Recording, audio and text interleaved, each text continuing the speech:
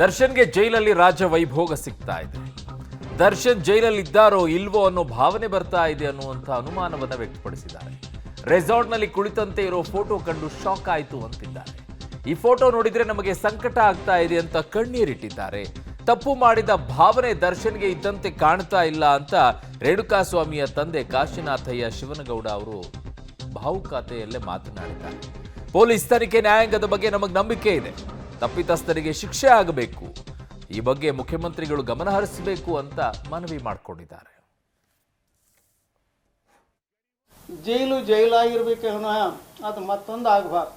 ಜೈಲಿನಲ್ಲಿ ಯಾವ ರೀತಿ ಎಲ್ಲ ಸಾಮಾನ್ಯ ಕೈದಿಗಳಿಗೆ ಕೊಡ್ತಾರೆ ಆ ರೀತಿ ಇರಬೇಕು ವಿನಃ ಇದು ನನಗೂ ಫೋಟೋ ಏನಂದರೆ ನಮ್ಮ ಸ್ನೇಹಿತರು ತೋರಿಸಿದ್ರು. ಅದು ಭಾಳ ಆಶ್ಚರ್ಯ ಅನ್ನಿಸುತ್ತೆ. 4 ಜನ ಕುರ್ಚಿ ಮೇಲೆ ಕೂತ್ಕೊಂಡು ಸಿಗರೇಟು ಚಾ ಹಿಡಿದು ಎಲ್ಲಿ ಅತಿಥಿ ಗೃಹದಲ್ಲಿ ಕೂತಿದ್ದಾರೆ. ಜೈಲು ಅತಿಥಿ ಗೃಹ ಗೊತ್ತಾಗ್ತಾ ಇಲ್ಲ. ರೆಸಾರ್ಟ್ನಲ್ಲಿ ಕೂತ್ಕೊಂಡ್ರೆ ಗೊತ್ತಾಗ್ತಾ ಇಲ್ಲ.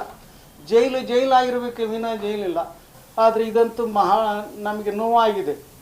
ಮಂತನದನಿಗೆ ಕಣ್ಣೀರಲ್ಲಿ ಕೈ ತೊಳಿತಾ ಇದ್ವಿ.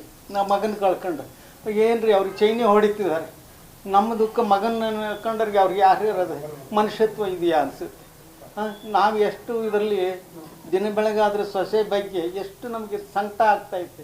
ಅವಳ ಜೀವನ ಹೆಂಗೆ ನಾವು ನೋಡ್ಬೇಕಂತ ಅಂಥದ್ರಲ್ಲಿ ಈ ಘಟನೆಗಳು ನಮ್ಮ ಕಣ್ಣೆದುರಿಗೆ ಬಂದರೆ ನಮ್ಗೆ ಎಷ್ಟು ಹೊಟ್ಟೆ ಉರಿಯಾಕಿಲ್ಲ, ಸಂಕಟ ಹಾಕಿಲ್ಲ. ನ್ಯಾಯ ತನಿಖೆ ಆಗಲಿ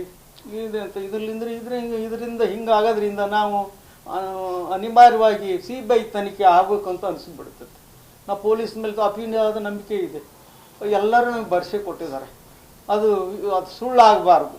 ದಯಮಾಡಿ ಸರ್ಕಾರ, ಪೊಲೀಸ್ ಅಧಿಕಾರ, ನ್ಯಾಯಾಂಗ ಇದ್ರ ಬಗ್ಗೆ ಸೂಕ್ತ ತನಿಖೆ ಆಗಲಿ, ತಪ್ಪಿತಸ್ಥರಿಗೆ ಶಿಕ್ಷೆ ಆಗಲಿ, ಮುಂದೆ ಇಂಥ ಘಟನೆ ಆಗದೇ ಇರಲಿ ಅಂತ ನಾನು ಬೇಡ್ಕೊಂತೀನಿ.